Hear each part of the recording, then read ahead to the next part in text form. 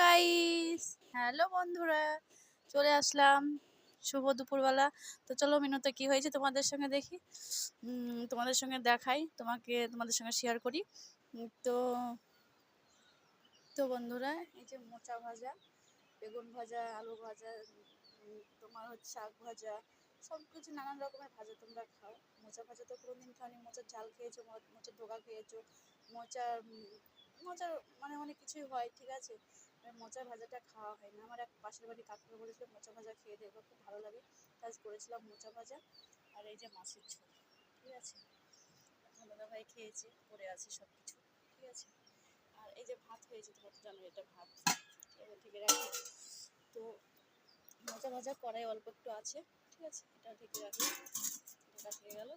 তো আজকে আমার মেয়ে এই বোতলটা নিয়েছে, তো কেমন হয়েছে অবশ্যই জানিও তো তোমরা, ঠিক আছে, কমেন্ট করে জানিও। আর এখনকার মতো টাটা, ভাত খেয়ে নিই আমি। Tata guys, tata guys. আর মোচা ভাজা তোমরা কি খাবে? আমি তো খাচ্ছি, ভালো লাগছে। তো তোমরা যদি খেতে চাও অবশ্যই কমেন্ট করে জানিও। এখন হয়তো টাটা।